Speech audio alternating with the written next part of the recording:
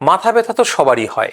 মাথা ব্যথা মানেই তো আর ব্রেন টিউমার না। কি কি লক্ষণ দেখলে আমরা বুঝতে পারি যে মস্তিষ্কের টিউমার বা ব্রেন টিউমার হয়েছে? কখনো যদি মাথা ব্যথাটা তীব্র আকারে হয় এবং যেটা মাথার পিছনের দিকে হয়, এবং ঘুম থেকে যদি প্রচণ্ড মাথা ব্যথা নিয়ে কেউ ওঠে, তাহলে আমরা কিছুটা ধারণা করতে পারবো এটা ব্রেইনের প্রেশারের জন্য, মানে ইন্ট্রাক্রেনিয়াল প্রেশার বেড়ে গিয়ে টিউমারের জন্য সেটা ক্ষেত্রে হতে পারে। এই মাথা ব্যথাটা দেখা যাচ্ছে যে সাথে সাথে মাথা ব্যথার সাথে আবার বমি বমি ভাব বা বমি হয়ে যায়, এবং বমি হওয়ার পর কিছুটা মাথা ব্যথা কমে যায়।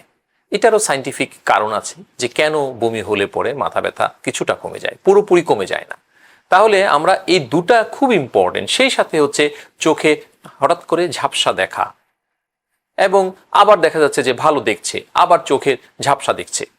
তাহলে আমরা এই তিনটা জিনিস খুবই ইম্পর্টেন্ট, যে মাথা ব্যথা, প্রচণ্ড আকারে মাথা ব্যথা যেটা মাথার পিছনের দিকে হয় ইউজুয়ালি, এবং সেই সাথে সেটা সকালে ঘুম থেকে ওঠার পরেই প্রচণ্ড মাথা ব্যথা নিয়ে আসে। কারণ হচ্ছে যে কোনো অন্যান্য মাথা ব্যথা লাইক মাইগ্রেনের মাথা ব্যথা বা টেনশনের মাথা ব্যথা, এই মাথা ব্যথাগুলো কিন্তু যখন মানুষ ঘুমায় বা রেস্ট নেয় তখন ভালো হয়ে যায়।